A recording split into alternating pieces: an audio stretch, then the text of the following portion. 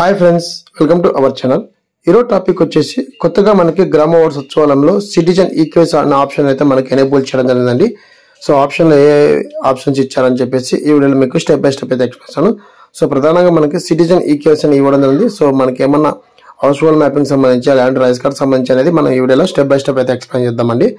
So ప్రధానంగా ఇది only గ్రామ వార్డు సచివాలయం మాత్రమే అప్డేట్ చేయడం ఉంది. సో ఇక్కడ మనం లాగిన్ ఓపెన్ చేసిన తర్వాత అదర్ సర్వీస్ ఉంది కదా, సో ఆప్షన్ మీద ట్యాప్ చేసిన వెంటనే ఓల్డ్ వెబ్సైట్ కి అయితే కన్వర్ట్ అవడం జరుగుతుందండి. ఇందులో మనకి సిటిజన్ ఈక్వేస్ అని చెప్పేసి ఆప్షన్ ఇవ్వడం జరిగింది. సో ప్రధానంగా ఇప్పుడు మనం చూద్దామండి. టెస్టింగ్ పర్పస్ అనేది మేము ముందుకు వీడియోని తీసుకొస్తాను. ఇక్కడ మనకి సర్వీసెస్ అని చెప్పేసి ఉంది కదా ఆప్షన్. సో ఆప్షన్ మీద ట్యాప్ చేసిన వెంటనే మనకి ఫస్ట్ స్టార్టింగ్ లో ఒక ఆప్షన్ అయితే ఇవ్వడం జరిగింది. సో మనకి సిటిజన్ ఈక్వేస్ అని చెప్పేసి సో ఈ ఆప్షన్ మీద ట్యాప్ చేయండి. సో మనకి సిటిజన్ ఈక్వేస్ అని కొత్తగా అయితే ఆప్షన్ ఎనేబుల్ చేయడం జరిగింది గ్రామ వార్డు సచివాలయంలో.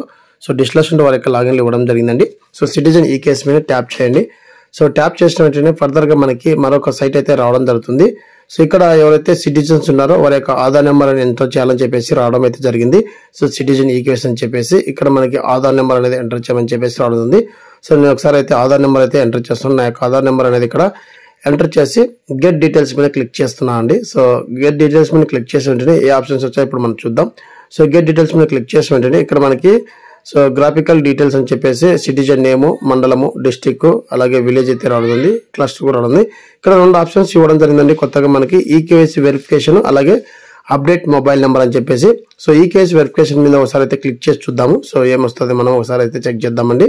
సో నేను ఈకేవైసీ వెరిఫికేషన్ మీద క్లిక్ చేస్తున్నాను.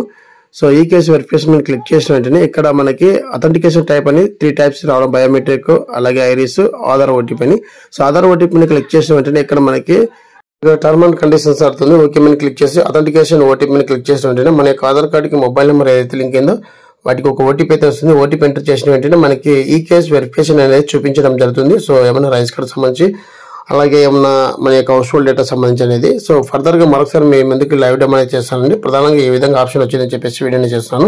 సో ఇక్కడ మరొకసారి మొబైల్ అప్డేట్ అని చెప్పేసి క్లిక్ చేశాను. ఇక్కడ మొబైల్ నెంబర్ ఎంటర్ చేసిన వెంటనే అప్డేట్ అని చెప్పేసి అడుగుతుంది. సో అప్డేట్ మీద క్లిక్ చేసిన వెంటనే ఏమైనా హౌస్ హోల్డ్ డేటాకి అప్డేట్ అవుతుందా లేదంటే రైస్ కార్డ్కి అప్డేట్ అవుతుందని చెప్పేసి ఫర్దర్ గా నెక్స్ట్ వీడియోలో మీకు లైవ్ డెమో అనేది చేస్తాను. సో ప్రధానంగా మనకి ఇప్పుడే ఆప్షన్ వచ్చింది కాబట్టి సో సర్వీసెస్ అనేది ఎర్రర్ గా రావడం జరుగుతుంది. So next live demo video కూడా చేయడం జరుగుతుందండి. సో ప్రధానంగా ఈ రెండు అనేది ఈకేవైసీ వెరిఫికేషన్ ఇవ్వడం జరిగింది, అలాగే మొబైల్ అప్డేట్ ఇవ్వడం జరిగింది. సో ఈ విధంగా గ్రామ వార్డు సచివాలయంలో మనకి సిటిజన్ ఈకేవైసీ అని చెప్పేసి ఒక కొత్త ఆప్షన్ అనేది ఎనేబుల్ చేయడం జరిగింది.